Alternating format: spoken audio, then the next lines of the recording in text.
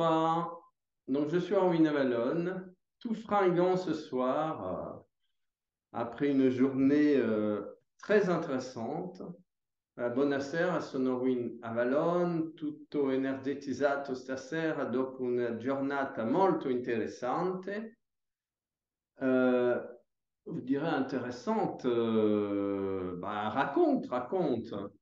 Il va être intéressante, ma contaci, contaci. Bah oui, évidemment, un peu de patience, un peu de patience.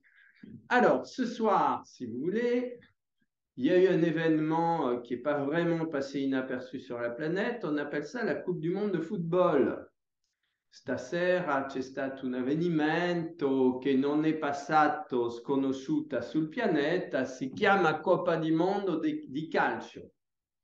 Voilà.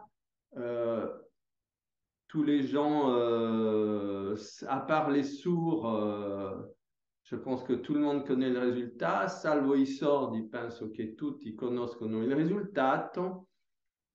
Et donc j'habite dans une ville française que je ne nommerai pas, dans une rue très importante de cette capitale, de cette ville. Vivo in una città francese abbastanza importante, nella strada principale. Et voilà, et vers 19h30, il a commencé à y avoir des émeutes avec une violence inouïe. Verso le 8:30 sono cominciato delle, non so come si dice, delle ribellioni con una violenza estrema, con un mare di camion di polizia che cercavano di fermare la gente, avec des camions de police qui essayaient d'arrêter les gens, des feux partout, des pétards, des feux d'artifice, la police qui répondait par les gaz lacrymogènes.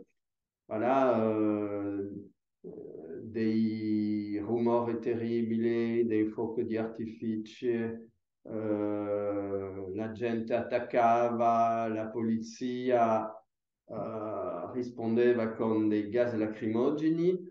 Bon, on ne fait pas du tout de politique, mais on a vu à la fenêtre, c'était exclusivement des Maghrébins qui manifestaient, c'est comme ça.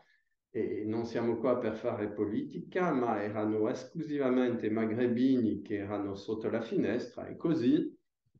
Et donc, tout ceci laisse vraiment à réfléchir. Tutto questo lascia veramente a pensare et je me suis dit heureusement que la France a perdu parce que sinon, si les Français, enfin si tout un tas de gens s'étaient retrouvés joyeux dans les rues, eh bien, ça aurait pu tourner très mal.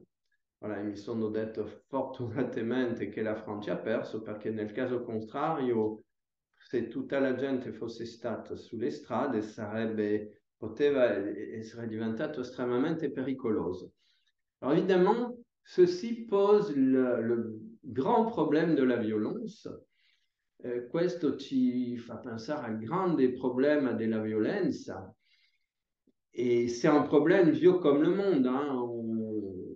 On n'est pas du tout dans une, on va dire, une nouveauté planétaire. Hein. È un problema vecchio con il mondo, non siamo per niente in una novità planetaria, mais tout de même, on assiste à des, si vous voulez, c'est comme des pics de colère dont j'ai l'impression qu'ils sont en train de monter.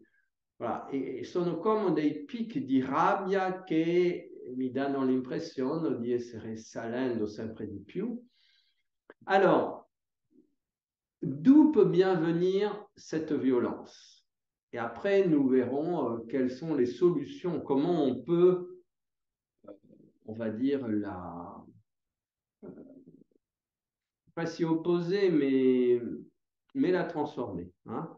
Voilà. E perciò l'idea è da dove viene questa violenza e come si può trasformarla, perché è molto importante. Et justement, le fait d'être entouré complètement par sa violence ce soir m'a permis de faire quelques exercices de vérification. Voilà, il fatto di essere circondato completamente da questa violenza stasera mi ha permesso di fare qualche esercizi, diciamo, pratici delle applicazioni pratiche. Voilà. Alors, déjà, la violence est une maladie émotionnelle. Prima cosa, la violenza è una malattia emozionale. Si vous voulez, maladie émotionnelle, qu'est-ce que ça peut être? Malattia emozionale. Che cosa può essere? Eh bien, si vous voulez, c'est quand notre corps émotionnel vibre aux fréquences les plus basses. Voilà. Significa che è quando il nostro corpo emozionale vibra con le frequenze più basse. C'est comme si vous voulez, si notre corps émotionnel avait un gigantesque panel de possibilités. C'est comme la palette d'un peintre avec toutes les merveilles possibles. Hein? Il nostro corpo emozionale è come ha un panele di possibilità. Immaginate, diciamo, non so come si chiama, ma il pittore che ha tutti i colori sotto disposizione, che con quello può fare delle cose impressionanti, un miracolo di colori. Et si vous voulez, on peut dire que le corps émotionnel peut aller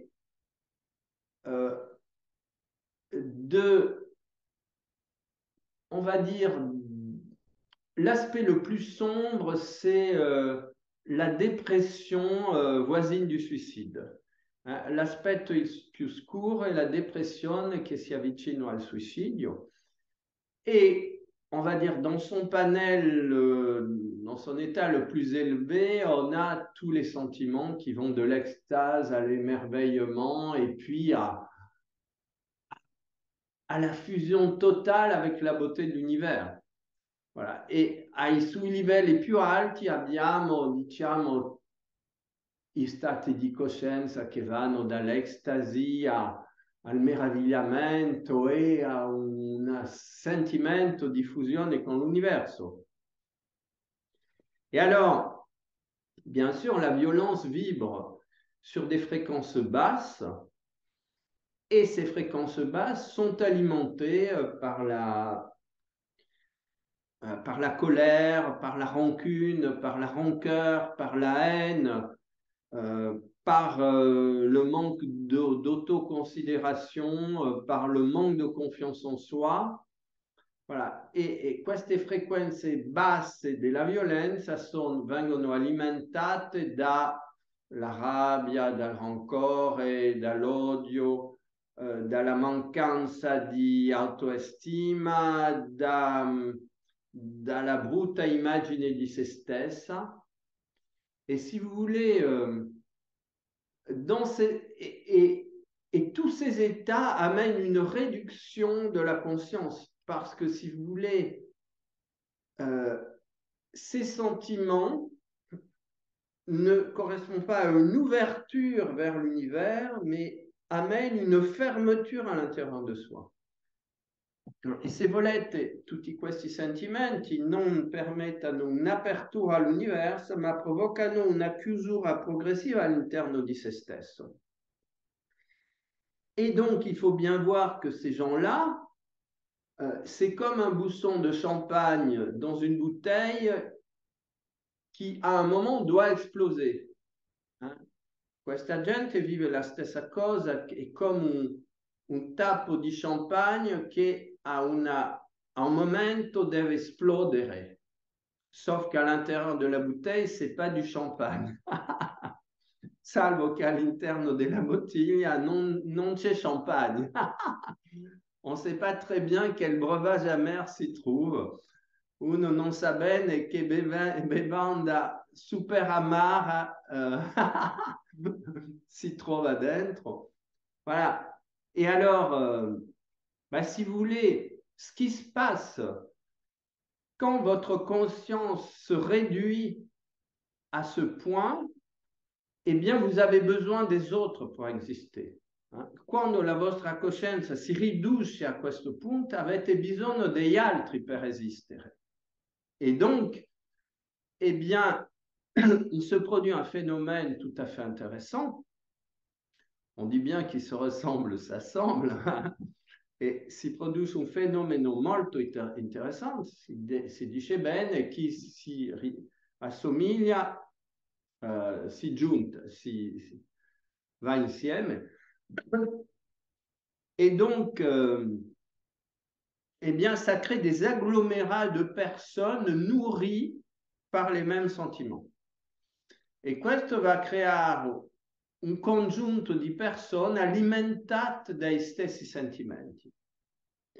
Et alors, tous les sentiments de rancune, de rancœur, de colère, de haine, de dévalorisation de soi-même, de manque d'auto-estime qu'ils ont accumulés dans leur vie,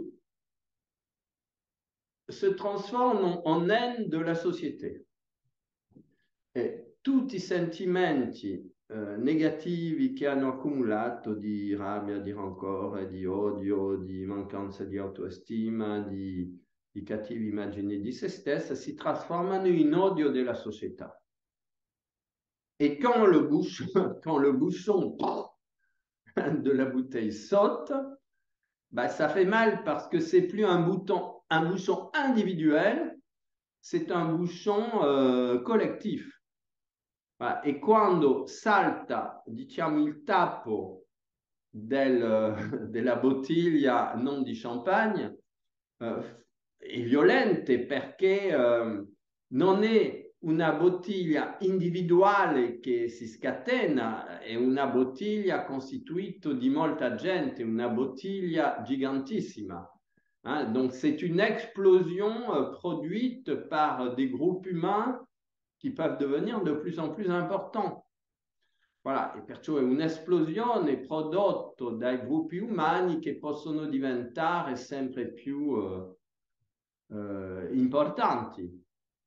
Alors, bien sûr, ça a toujours jalonné l'histoire, hein. Chiaramente lo ritroviamo nella storia. Bon, moi, je me souviens, parce que je suis un peu aventureux, de m'être retrouvé dans des situations où j'aurais jamais dû me retrouver. Voilà, mi ricordo perché sono abbastanza avventuroso e mi sono ritrovato in situazioni dove non avrei dovuto andare. Voilà, et je me souviens une fois, j'étais tout gamin, je passais mes vacances en Angleterre et on avait peur des skinheads. Voilà. Ero ragazzo e passavo le mie vacanze in Inghilterra e avevamo tutti una paura tremenda dei skinheads, anche se non ce l'avevo mai incontrati, ma sapevo che erano pericolosi. Je n'avais jamais rencontré skinheads, mais je savais qu'ils étaient dangereux. On me l'avait dit et je voulais bien le croire. Et alors, un soir tard, je rentre chez moi et catastrophe, je me retrouve devant des groupes de skinheads qui bloquaient la route. E un giorno, avevo 14 anni, una cosa così, torno a casa mia e mi ritrovo davanti a un gruppo di skinheads sulla strada davanti a me e sentivo che se tornavo ero fritto completamente. Et je sentais que si je retournais, j'étais cuit, hein, vraiment. Et alors, le réflexe, ça a été de chanter à tue-tête. Et il riflesso è stato di cantare a voce più alta possibile. Et si vous voulez, bon, et j'ai pas fait du tout exprès, c'était pas du tout prémédité, c'est venu comme ça, c'était le réflexe de sauvetage, hein. E capite, non era premeditato per niente, non avevo mai letto che cosa c'era da fare, mi è venuto così e ha funzionato. Ha funzionato perché, se volete, quando uno si trova in una situazione inconfortabile bisogna usare un elettroshock. E se usiamo l'elettroshock sulle persone, non capiscono e escono dei loro programmi mentali. Donc, si vous voulez, ça c'est assez. J'avais utilisé sans le savoir le système de l'électrochoc. C'est-à-dire que quand vous faites quelque chose de totalement inattendu, eh bien, c'est comme si les programmes mentaux des personnes que vous avez devant ne fonctionnent plus. Donc, si vous voulez, leur violence qui est alimentée par des sentiments qui se sont transformés en pensées négatives sont désamorcées. Hein? Voilà, perché i programmi emozionali sono trasformati in pensieri negativi e se non entri in questo programma non sanno più che cosa fare. Et bon, et tout tremblant, mais en sautant à tue-tête, je suis passé, j'ai traversé la haie de skinheads et ils m'ont rien fait. Voilà. E mezzo tremando, ho attraversato il gruppo di skinheads et cantando a voce altissima, je vous ai jamais fait une démonstration, mais franchement, ça y va. Hein? Non vi ho mai fatto una dimostrazione, ma quando canto, canto. Et voilà, et sono passato. Bon. Ça m'est arrivé une autre fois, même technique sans réfléchir. Alors les années avaient passé, et j'étais à Central Park à New York, et puis je m'aventure quelque part sans réfléchir que j'avançais dans Harlem. Voilà, un'altra volta ero a Central Park in New York e senza riflettere vado avanti, ma non avevo pensato che era in Harlem che andavo. Et à un moment, je commence à rencontrer des jeunes noirs qui commencent à devenir menaçants. Il y en a qui ont commencé à lancer des pierres dans ma direction. Alcuni bambini hanno cominciato a lanciare pietre nella mia direzione. Et là, je me dis, mais je dois être dans Harlem, il n'y a que des personnes de couleur. Et là, mi dico, mamma mia, devo essere in Harlem, ci sono unicamente persone di colori. Et alors, j'ai fait demi-tour aussi en me mettant à chanter à tue-tête. Et ho fatto strada indietro, cominciando a cantare a voce altissima.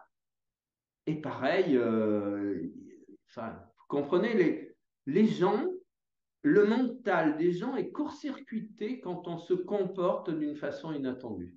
Il mentale della gente è cortocircuitato quando uno si comporta in un modo, diciamo, inaspettato. Voilà. Donc ça, si vous voulez, ce sont des outils extérieurs pour se protéger de la violence. Questi sono dei stati esteriori per proteggersi della violenza. Parce que plus vous avez peur, et plus vous attirez, parce que si vous voulez, les êtres humains, on n'est pas différents. Donc plus vous avez peur, et plus la violence des autres, le sang, et vient vous attaquer. Perché più avete paura, più la violenza degli altri lo sentono e vi vengono attaccare. Voilà. Alors ça, c'est dans les cas où vous vous trouvez confronté à une violence où vous courez un danger physique.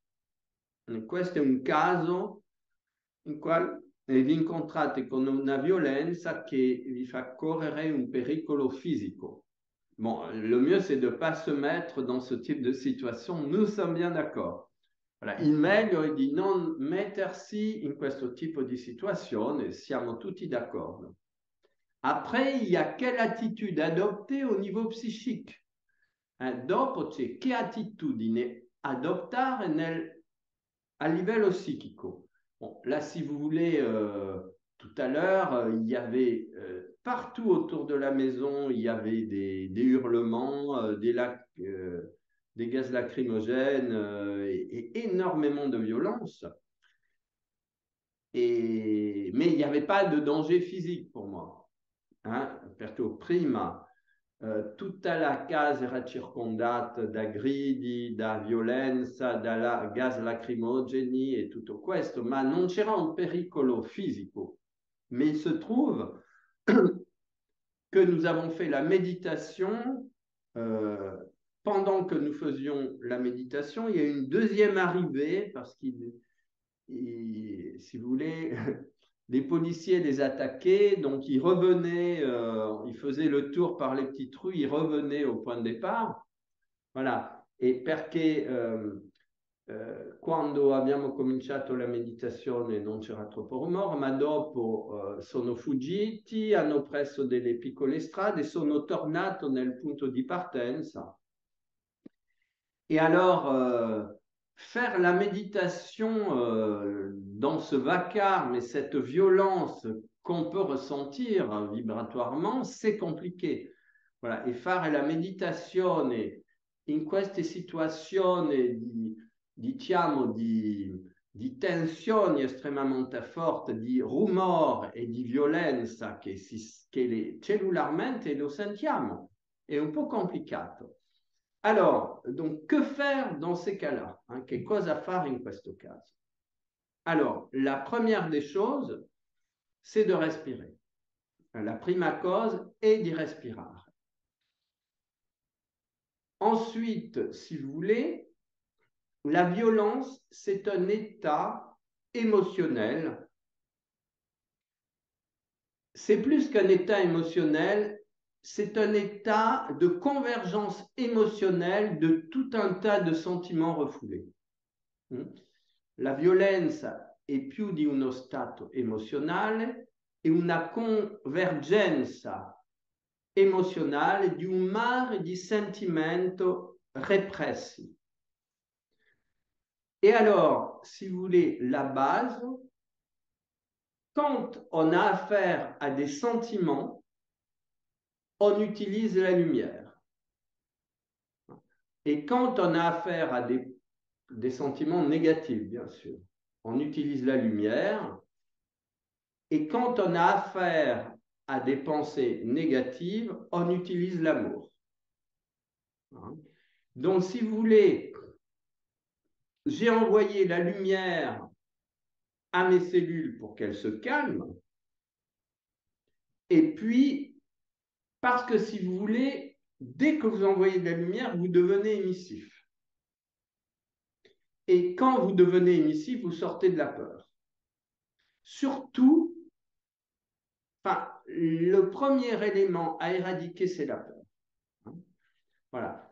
Perciò, quando mandate la luce diventate emissivi e quando diventate emissivi non siete più aggrediti e perciò è facile di superare la paura. Perché il problema numero uno è la paura. C'est en fait la paura, c'est la peur qui nous déstabilise et qui nous rend vulnérables. È sempre la paura che ci destabilizza e ci rende vulnérabili. Voilà.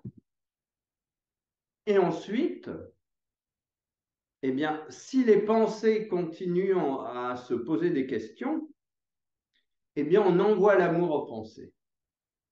Voilà. E se i pensieri continuano a essere un po' dispersi, si manda l'amore ai pensieri. Voilà. Ça, c'est vraiment une clé essentielle de transformation et de transformation de nos propres sentiments e de nos propres pensées. Questa è una chiave fondamentale di trasformazione dei nostri propri sentimenti e dei nostri propri pensieri. Voilà. Donc, l'amour dissout nos pensées négatives et désordonnées. L'amore dissolve i nostri pensieri negativi e disordinati. Et la lumière dissout tous les sentiments dérivés de la peur qui se trouvent dans nos états émotionnels. Voilà. E la luce dissolve tutti i sentimenti di paura che sintetizzano i nostri stati emozionali. Voilà, et vous avez là un merveilleux outil de travail et de transformation. Et donc, je remercie infiniment les événements de ce soir qui m'ont permis d'aborder cette question. Voilà, perciò avete un strumento meraviglioso per lavorare su di voi e ringrazio completamente gli avvenimenti di questa sera che mi hanno permesso di trattare questo argomento. Voilà, donc merci infiniment. À la Coupe du Monde et puis à ses dérivés ou à ses dérives, comme vous voulez. Perciò grazie tanto alla Coppa del Mondo, ai suoi derivati e alle sue conseguenze inaspettate.